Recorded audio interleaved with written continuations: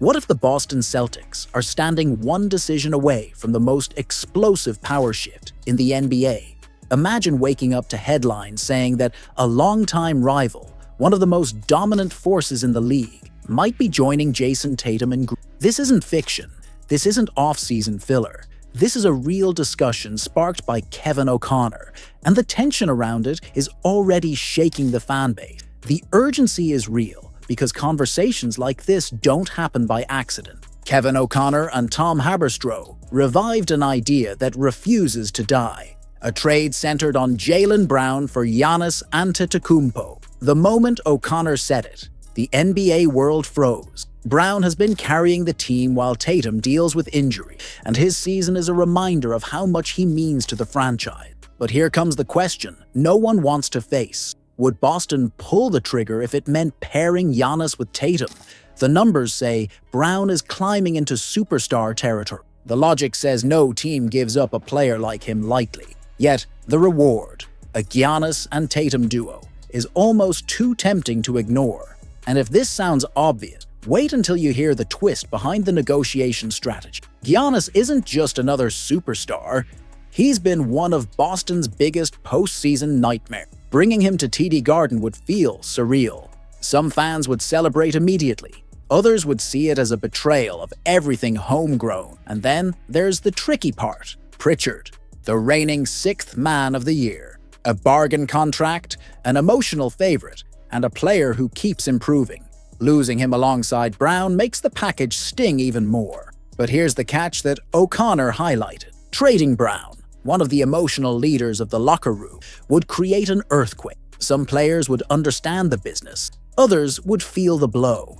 And Giannis entering the building changes everything. His presence, his energy, his demands, they reshape a team instantly. So here's the uncomfortable question.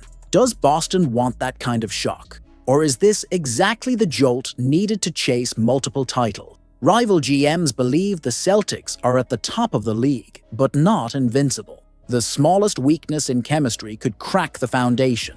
The smallest upgrade in star power could turn them into something unstoppable. And if this debate feels intense now, imagine how it plays out if Giannis ever signals he wants out of Milwaukee. Derek White is more than a role player. He has become Boston's tactical glue, the one who absorbs the toughest matchups and keeps the offense clean. Analysts point out how rare his mix of rim protection and decision-making is.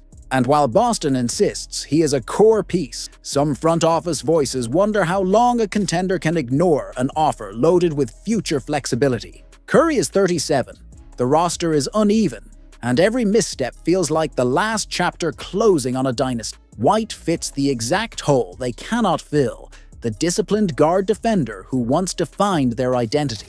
Data shows their defensive drop since losing peak Clay, and White fixes that instantly. But could Boston really justify helping a fading giant stay alive? The answer is not as simple as fans think. Golden State can stack picks, rotate contracts, and bring Jonathan Kuminga to the table after January 15. They have flexibility and desperation, a combination that always breaks the calm. Boston knows this. With Tatum recovering and the front office aware of upcoming cap squeezes, Boston may need a structural decision soon.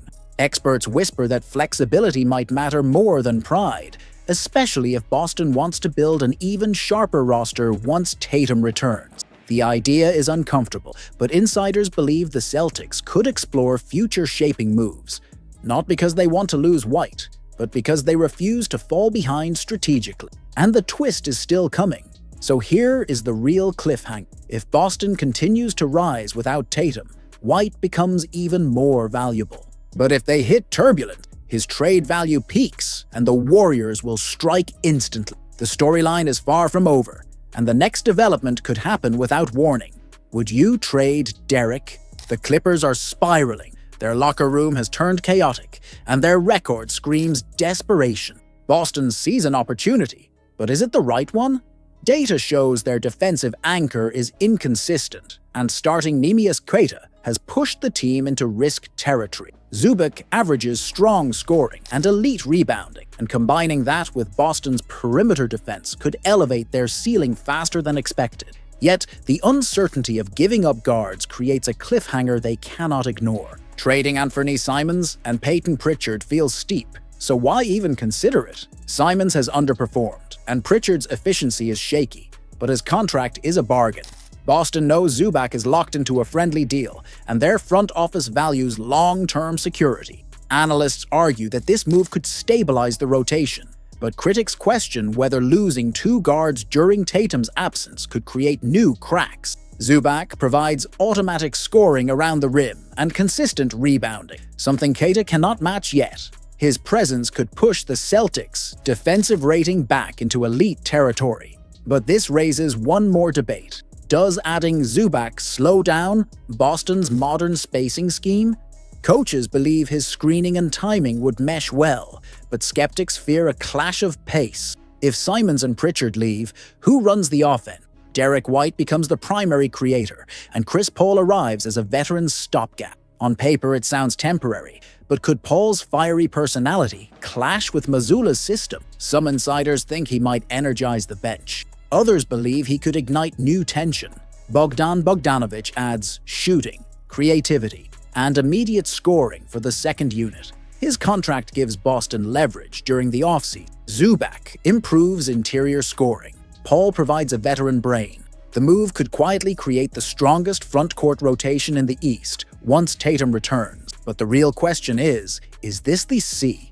What if the future of the Boston Celtics is about to split in two, and only one of those paths keeps this team in the title race? Tonight we dive into a decision that could reshape everything, from the rotation to the long-term strategy. This is not speculation. This is urgency. 2 blockbuster trade directions have emerged, and each one pulls Boston toward a completely different identity. The question is simple, but the stakes are enormous. Is Boston ready to sacrifice flexibility?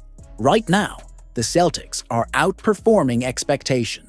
12 wins, 7 against top-level opponents, second most in the league in that category. A top 4 offense, a top 3 defense, and a team that somehow keeps scoring big results while missing its franchise star. But beneath the good vibes, the front office is staring at a decision that could define the next 5 years. And here is where the tension begins. Boston knows that keeping Simons gives them cap breathing room. Moving him could free space in a future shaped by Tatum's return, Derek White's expanded role, and a long-term need for roster balance. But is maintaining financial control enough for a team that wants trophies now? And the twist is coming. Is Zubac the missing piece this season? The Clippers are collapsing. Dysfunction, chaos, a terrible record, mixed signals about who is available and who is off limits.